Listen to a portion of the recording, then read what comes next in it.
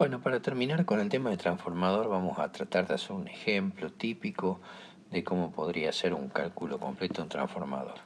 Aquí vamos a ver adentro del transformador su circuito equivalente. Un circuito equivalente que trae, digamos, la parte de la resistencia y la reactancia equivalente y trae las reactancias de magnetización y la resistencia de pérdidas. Y por otro lado, a la salida conectado un motor. Este motor tiene estas características, me dan la potencia, me dan la tensión del motor, me dan el coseno de phi del motor. Y por otro lado sé que el motor es de 110 volt y mi transformador es de 220 a 110 y tengo por aquí el dato de la tensión en kilovolt ampere, que es lo más habitual. En este problema, que al final de cuentas tengo un transformador al que le conecté un motor, en este problema se piden varias cosas. La primera cosa que se pide es calcule el rendimiento, que nos trae a veces problemas para calcular el rendimiento del transformador. Es decir, básicamente me interesa descubrir esta y esta pérdida. Esas resistencias consumen potencia activa y eso produce pérdidas. Así que la potencia entregada en estas pérdidas va a determinar el rendimiento. Eso es un tema a considerar.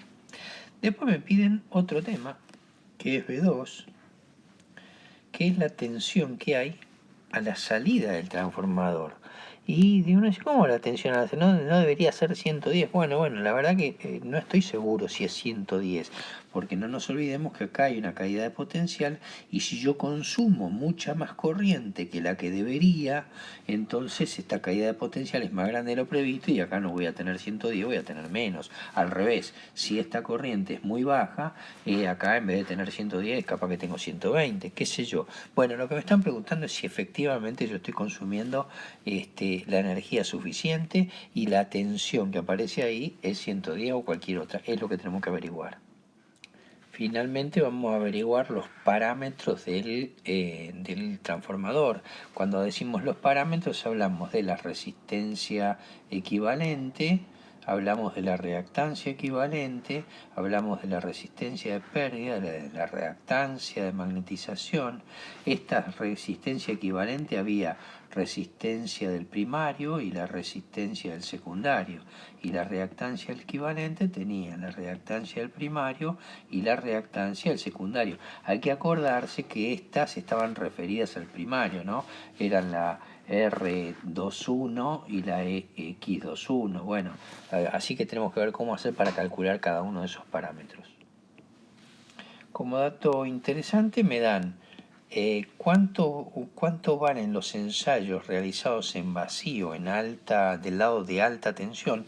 En este caso este es el lado de alta tensión, que es el de más alta tensión, y de cortocircuito del lado de baja tensión.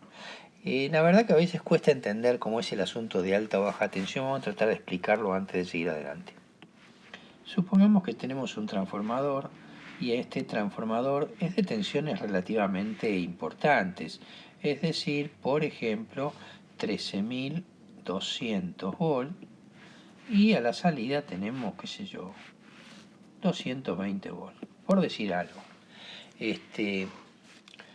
La relación del transformador es 60, es decir, A vale 60. Quiere decir que si, por ejemplo, nosotros tenemos aquí en la entrada, no sé, 10 amperes,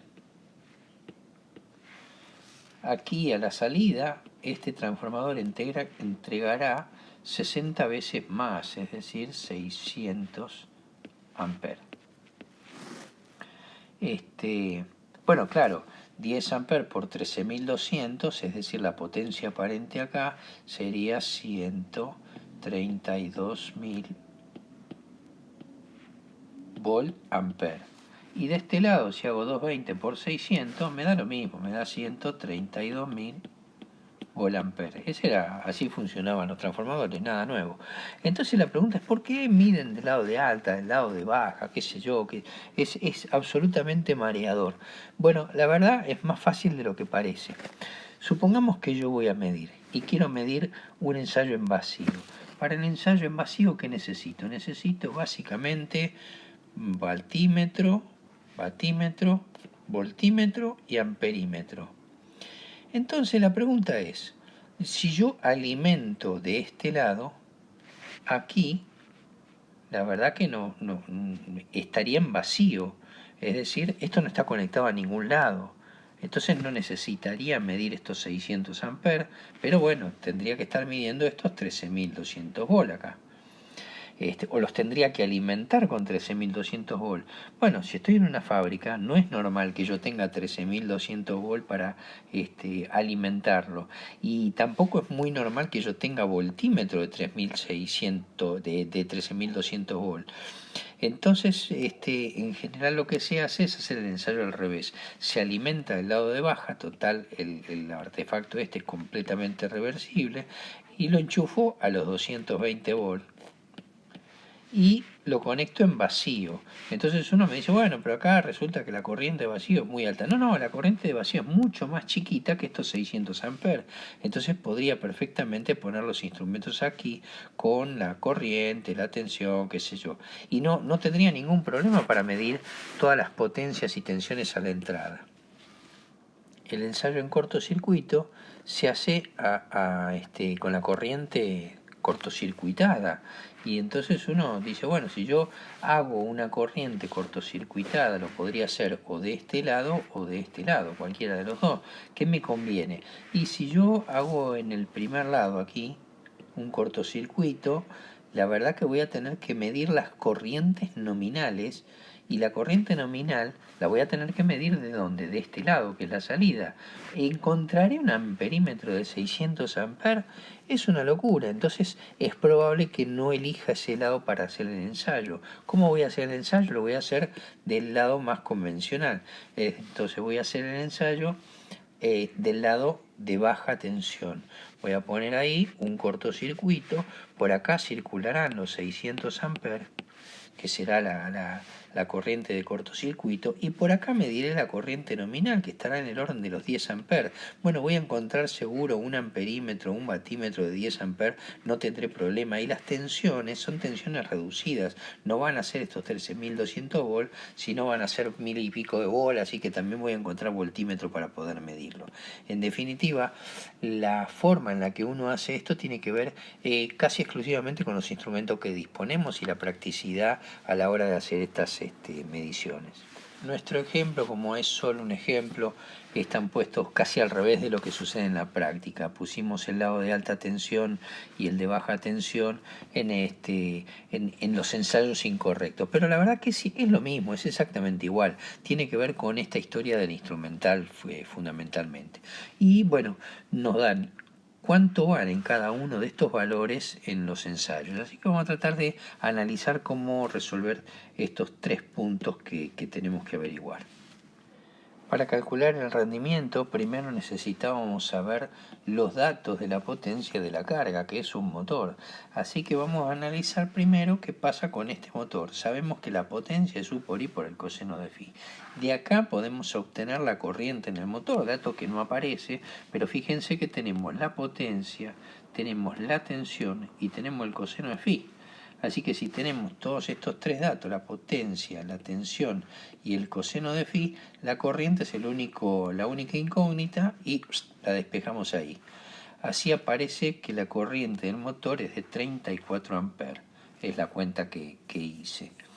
Entonces me tengo que fijar, ¿se acuerdan? La expresión del rendimiento para una máquina tenía que ver con el factor de carga. Lo explicamos en su momento. Y el factor de carga es la corriente que tiene el consumidor, o en el momento que estoy consumiendo, frente a la corriente del transformador, la corriente nominal, la de diseño. Pareciera que en el transformador no tengo el dato de la corriente, pero en realidad lo tengo, porque si yo conozco estos 2200 volt-ampere, puedo saber cuánto vale la corriente acá, y uno que va a valer 2200 dividido 220, es decir, vale 10 amperes. Y por otro lado también podría calcular cuánto vale esta, que son 2200 dividido 110, esto es 20 amperes, así que sé que los valores nominales de corriente, tanto en el primario como en el secundario, los conozco, y valen 10 amperes para el primario, 20 amperes para el secundario. Así podemos calcular el factor de carga, y este factor de carga que son otra vez los 34 amperes que encontramos del motor. El motor consume 34 amperes, pero el transformador está preparado para usarse normalmente con 20 amperes. Eso me da 1,7. Este factor de carga me está diciendo que el transformador está trabajando un 70% más arriba de lo normal, es decir, está sobreexigido, casi hasta el doble, es decir, un 70% más. La verdad que es un uso que se le puede dar transitoriamente. A veces se asustan por el porcentaje de sobrecarga, pero esto es lo mismo que cuando uno tiene un auto. Uno puede ir en el auto y van, ¿cuántos pasajeros? Mira, el auto está preparado para 4 pasajeros. Ahora, puedo ir yo solo manejando, pero de golpe, por un acontecimiento, me dice, che, si justo tengo a mis primos, el tío, qué sé yo, y en el auto nos metimos 6, 7 personas. ¿Cuánto es la sobrecarga que le pusimos? Si eran 4 pasajeros y le metimos 7, le estamos metiendo un 70% arriba del peso natural. ¿Lo podemos hacer todo el tiempo? ¿Está el auto preparado para trabajar con 7 personas arriba todo el santo día? No, porque seguramente se va a resentir la suspensión, se va a resentir el motor, etcétera, etcétera, y no vamos a hacer un viaje de acá hasta Córdoba 7 personas arriba de un auto. Pero para hacer 10 cuadras lo podemos hacer sin problema. Bueno, acá pasa exactamente lo mismo. Este 70% de incremento sobre el valor nominal, el transformador seguramente lo puede bancar un rato, no todo el día funcionando, pero si necesito 1 hora, 2 horas una máquina que esté trabajando exigida, no debería haber problema. Pero tenemos que saber si realmente hay más consecuencias a pesar de esto. Ya con estos pocos datos podemos sacar el rendimiento, porque tenemos, por un lado, la potencia aparente del transformador, que eran los 2200 que vimos recién. Por otro lado, tenemos el factor de carga, que lo acabamos de calcular. Por otro lado, tenemos el coseno de phi de la carga, que me lo dieron, me dijeron que iba a 0,8, así que ya tengo toda esta parte que tiene que ver con la potencia útil. Aquí se repite exactamente la misma expresión. Y acá tenemos dos datos que son pérdidas en el cobre y pérdidas en el hierro y pérdidas en el cobre, que ahora lo vamos a ver. Pero acá surge una duda. Muchos tienen problema con el tema de la potencia útil, la potencia aparente y qué sé yo. Y saben que acá este término es la potencia útil y le hace ruido que en este término de potencia útil, que debería ser la que yo le entrego a la máquina, estoy metiendo los 2200 volt-ampere que eran los del transformador. Y uno dice, ¿dónde está la potencia útil? Bueno, momento. A ver, los 2200 volt-ampere del transformador multiplicado por el factor de carga que está aquí, que era 1,7, me da 3740 volt-ampere. ¿Pero de quién? Son los que consume el motor. Si a estos lo multiplico, esta es la S del motor, si lo multiplico por el coseno de phi, que son los 0,8, voy a obtener los 3 kilowatts que me dice que el motor tiene. En definitiva, lo que puse aquí, efectivamente, este valor es la potencia útil que consume este motor. Del ensayo en vacío surgen 100 watts que están destinados a la pérdida que se produce en el hierro, es decir, las pérdidas por histéresis y corrientes parásitas de Foucault, que tienen que ver con las pérdidas magnéticas. Y en el ensayo de cortocircuito, las pérdidas que estamos midiendo, que nos dan como dato de pérdida, son las que se producen en la resistencia que está aquí, en la resistencia equivalente, es decir, las bobinas que están allí que tienen resistencia y la resistencia del cobre, así que son las pérdidas en el cobre.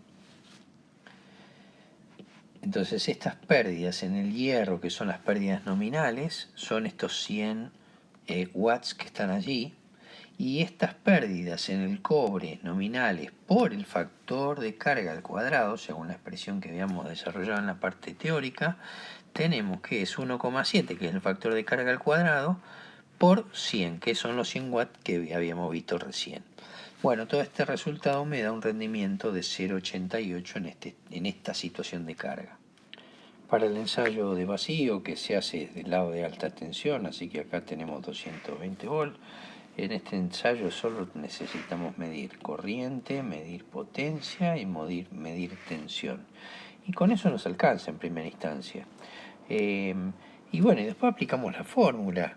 La verdad es que la resistencia, esta que está aquí, adopta su valor a partir de la expresión de U cuadrado, que es la tensión que aparece aquí, dividido la potencia, porque se acuerdan cómo era, ¿no? Potencia era igual a U cuadrado sobre R, así que R será la U cuadrado sobre la potencia. La potencia eran 100 watts, que ya sabíamos que era la medición que daba este batímetro, y por otro lado la tensión esta es la tensión que marca el amperímetro, son los 220 volts al cuadrado. Así que la resistencia esa no tiene otra opción que valer 484 ohms. La misma expresión, esta expresión de U cuadrado sobre P igual a R, la podríamos expresar acá como X igual a U cuadrado sobre Q. El problema es que no tenemos Q, pero este Q hay que averiguarlo de alguna forma. Para sacar el Q, recuerden que nosotros teníamos la potencia de 100, que era dato, y también sabíamos cuánto valía la tensión y cuánto valía la corriente. Eran datos del propio ensayo de vacío. Así que con estos dos datos yo puedo calcular S. Una vez que tengo S, la raíz cuadrada de 220, que eso me da 143, 220 por 0,65, la raíz cuadrada de esto al cuadrado menos la potencia activa al cuadrado me da la reactiva, y con esta reactiva obtengo estos 102 que voy a poner aquí. Con la reactancia de magnetización hacemos exactamente lo mismo, es decir, tomamos el valor de la tensión al cuadrado, dividimos por el Q que tenemos y obtenemos, bueno, con los 102 esos obtenemos la reactancia de magnetización que está ahí en paralelo. Allí nosotros podemos verlo desde el primario. Esta sería la RP11 vista desde el lado primario, y también la podemos ver desde el lado secundario, así que la podríamos ver referido, la del primario referido al lado del secundario sería la RP12, ¿no? Cualquiera de las dos formas, depende de qué lado uno la mire, estará seguramente bien. Y así obtenemos los valores. Estas dos resistencias que podemos colocar aquí en serie, tanto en el primario como en el secundario, bueno, en vista desde el primario nos da 484, desde el secundario 121, y bueno, lo mismo podemos hacer con estas RP. Así que todo depende de qué lado uno lo miraba. Si recordamos un poco cómo era el proceso para calcular esta resistencia del primario vista del lado secundario y viceversa, ustedes recordarán cómo habíamos hecho en la teoría. Nosotros poníamos una resistencia, por ejemplo, en el lado del secundario, y vista desde el lado primario, era la R1, era a cuadrado veces más grande que la R del secundario. Así que esa era la vista desde el lado primario, la R21. Así que en este caso es exactamente al revés. Al pasarla del primario al lado secundario, dividimos por a cuadrado, que es la expresión que tenemos ahí, y así obtenemos, bueno, los 484 ohms y por otro lado los 121 que están allí al dividir por 4, ¿no? Acto seguido vamos a hacer lo mismo que hicimos con la reactancia de magnetización, lo mismo que hicimos con la resistencia. Es decir, vamos a calcular la reactancia de magnetización del primario vista del secundario. Y bueno, vamos a obtener el valor de la reactancia de magnetización dividido 4 y me da, bueno, los 118,5. Para calcular el ensayo en cortocircuito, lo primero que hacemos es hacer un cortocircuito, efectivamente, puentear los cables a la entrada. es decir, en el primario, en el lado de alta tensión, y vamos a tomar los instrumentos que tenemos, la medición del batímetro, amperímetro y voltímetro, que son los tres instrumentos que le ponemos del lado donde le alimentamos. También tenemos la resistencia y la reactancia, que son las que queremos calcular, y estas resistencias y reactancias las calculamos a partir de la corriente, que es el único elemento común que tenemos, sabiendo que I cuadrado R vale P, I cuadrado X vale Q, y a partir de allí podemos calcular el resto. Aquí se puede observar cómo tenemos la resistencia equivalente vista del lado secundario. Esta resistencia equivalente son la potencia medida, que son los 100 watts, dividido los 20 amperes al cuadrado, que era la corriente que habíamos calculado originalmente para el motor, ¿no? Para el transformador, perdón. Y eso nos da, bueno, 0,25. Otra vez, igual que antes, calculamos la potencia aparente a partir de esos 20 amperes y los 5 volts que me daban de datos, y de la potencia activa y de la aparente surgen con la raíz cuadrada y qué sé yo, la potencia reactiva. Luego tenemos la reactancia de equivalente, que es el mismo cálculo, exactamente el mismo cálculo. Tomamos el Q, lo dividimos por el U por la I cuadrado, y me da los 0,15 ohm que tengo como la reactancia equivalente. Una vez más, aquí tenemos el mismo problema que antes, estas son las vistas desde el lado secundario, y uno podría tratar de verlas desde el lado primario. ¿Cuánto valdrían esta resistencia equivalente desde el lado primario y la reactancia equivalente desde el lado primario? En ambos casos tenemos el mismo problemático, multiplicamos por A cuadrado y no obtenemos los dos valores, 1 y 0,46 ohm. Es importante recordar que cuando nosotros tenemos la resistencia equivalente 2,2 o 2,1, qué sé yo, la suma de estas dos vistas del lado primario o del lado secundario eran la resistencia equivalente total. Por ejemplo, la resistencia equivalente era la R1 más la R21. Así que en realidad el aporte de cada una de ellas es de la mitad. Quiero decir, 1 ohm y estos 0,46 ohm de la resistencia y reactancia equivalente, o visto desde el secundario, o los 0,25 y 0,115 vistos desde el lado primario, en realidad corresponden a la resistencia equivalente total o la reactancia equivalente total, según de qué lado la estemos mirando. Ese volt de la resistencia que está allí en realidad va a aportar la mitad y será 0,5 volt, y los 0,46 de la reactancia equivalente hay que dividirlos por 2 para obtener la reactancia equivalente de la reactancia de dispersión de la bobina primaria, efectivamente, que es la mitad, 0,23, ¿no? Lo mismo nos pasa con la resistencia equivalente del secundario y la reactancia equivalente vista del lado del secundario. La verdad que en el secundario tengo que ver la mitad de esa resistencia, es decir, 0,25, y la mitad de la reactancia, que es la mitad de 0,115. Acá se puede ver cómo quedaría finalmente el circuito completo, donde tenemos R1, la reactancia de dispersión del primario, las del secundario, resistencia del secundario, reactancia de dispersión del secundario. Básicamente lo que hemos hecho es calcular resistencia del primario, reactancia de dispersión del primario, resistencia del secundario, reactancia de dispersión del secundario. Estas ya no son las vistas desde el lado, sino son las reales, es decir, estos dos valores 0,5 y 0,23 son los valores reales que se pueden medir desde el lado primario, y estos dos valores son los valores reales que se pueden medir desde el lado secundario. Por otro lado, tenemos estos dos que ya sabíamos cuánto valían, que lo habíamos calculado, que salían del ensayo invasivo. Así que este es el circuito equivalente completo con todos sus cálculos, y bueno, ya lo tenemos resuelto todos los parámetros.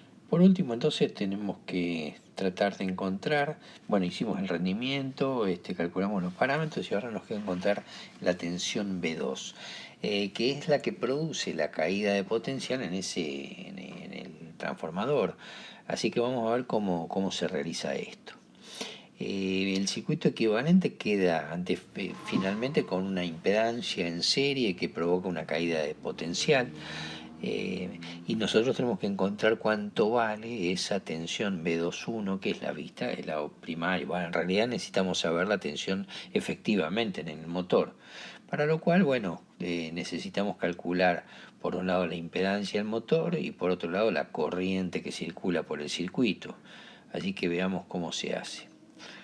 La impedancia equivalente que tenemos para el transformador la sacamos de los datos que recién calculamos. Tenemos la resistencia vista del secundario, que era desde el lado primario, que era 1, y la reactancia, que era 0,46. Bueno, todo eso me da un número complejo, que es la impedancia del secundario, de la impedancia del transformador vista del primario. Después tenemos la impedancia del motor. La impedancia del motor la sacamos con los datos que teníamos, los 110 volts que hay en el motor, dividido la corriente que circula por él normalmente, que debería ser de 34. Eso me da el módulo de la impedancia. El ángulo lo sabíamos, era dato, arco coseno de 0,8. Y el dato relevante acá es que la impedancia la tenemos que ver desde el lado primario. Entonces la tengo que referir al primario, multiplico por a cuadrado, es decir, por 2 al cuadrado, y así es como obtenemos los 12 ohms que están allí, 12,9 ohms, que son los que se ven desde el lado primario, efectivamente, ¿no? Vamos a tratar entonces de calcular el valor de la corriente. Para calcular el valor de esa corriente tomamos la tensión de 220 volts, la corriente circula a lo largo de todo este camino y bueno, hay que ver la impedancia del motor y de la Z equivalente, las tenemos que sumar. Al sumarlas, estas dos impedancias nos terminan dando una Z total. Tenemos el 1,1 más el 12,9, me da los 14 totales allí, y con esto uno espera poder sacar el valor efectivamente de la corriente. Así que pongo los 220 volts dividido la Z total, y el cociente de ello me da la corriente I21, que es la corriente que veo que se está consumiendo efectivamente desde el lado de la red, ¿no? La que circula por allí, por ese circuito. Así que lo único que me resta es hacer esa I por la Z del motor para encontrar cuánto vale la tensión. Aquí podemos ver que la corriente esta, que es de 15,7 amperes con su respectivo ángulo, multiplicada por la Z del motor, que la habíamos calculado recién, los 12,9, con su ángulo también, la multiplico y obtengo una tensión. Esta tensión de 202 volts me muestra que hay efectivamente una caída de potencial, pero ojo que esta no es la tensión que yo tengo sobre la máquina, es la tensión que se ve desde el primario como que está colocada en la máquina, es la tensión del secundario vista desde el lado primario. La verdadera tensión de la máquina la tengo que referir o mirar desde el lado del secundario, para lo cual tengo que hacer otra vez ese pasaje infernal de términos, y en este caso la tensión 2,1 dividido A me tiene que dar la tensión en bornes. Aquí podemos ver entonces que la tensión que aparece en bornes es bastante menor, es de 1 volt contra los 110 que debería tener. Esto es producto de que estamos consumiendo una corriente mucho mayor de la prevista, y la impedancia que se produce adentro del transformador, esa impedancia equivalente que tenemos, provoca una caída de potencial. La tensión al final es menor, pero esto es producto de que estamos consumiendo una corriente más grande de que la de diseño. Bueno, vamos a tratar de resumir un poco o repasar un poco todo lo que hicimos, a ver si se entiende conceptualmente o globalmente lo que hemos hecho. Teníamos un transformador, de ese transformador conocemos varios datos, conocemos sus tensiones, la tensión en el primario, la tensión en el secundario, conocemos la potencia aparente, y también nos dicen que tiene una carga, un motor, que tiene una potencia aparente también, coseno de phi y compañía. Nos piden el rendimiento, los parámetros y la tensión aplicada, y nos dan los ensayos de vacío y de cortocircuito. Esto es lo que en principio tenemos. Nosotros con los datos del motor lo que hacemos es calcular el factor de carga. Sabemos que la máquina consume en condiciones normales un valor de corriente, la comparamos contra la del transformador y vemos que nos da un porcentaje más grande de uso de corriente, es decir, tiene un determinado factor de carga. Con ese factor nosotros nos metemos en el rendimiento y podemos calcular el valor que surge y que además tiene en consideración el factor de carga y bueno, tiene en consideración básicamente las pérdidas en el hierro y las pérdidas en el cobre, ¿no? Luego recurrimos a los datos que tenemos de vacío y cortocircuito y sabemos que con los datos de vacío sacamos una parte de los parámetros y con los de cortocircuito los parámetros en serie.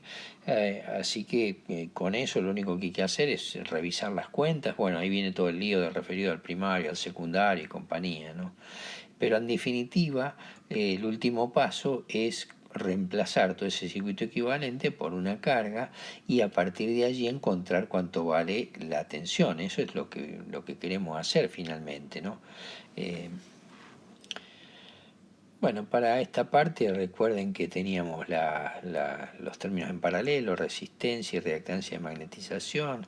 Estos términos surgen específicamente a partir de la tensión, porque no conocemos ni la corriente de la resistencia ni la de la reactancia, solo conocemos la tensión y tenemos la potencia, con lo cual podemos sacar la potencia activa, la reactiva.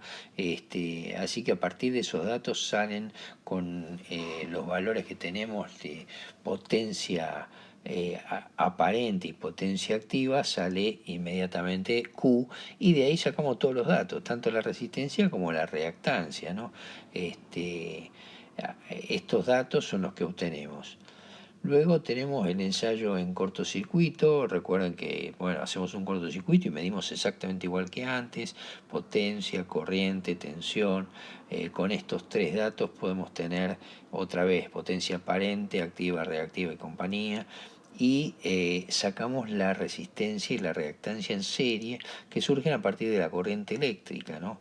Es el único dato que tenemos, allí no cuenta la tensión. Con la corriente eléctrica nosotros calculamos a partir de la potencia activa la resistencia equivalente y la reactancia equivalente. Y con estos datos, bueno, siempre los podemos referir al secundario, al primario, bla, bla, bla.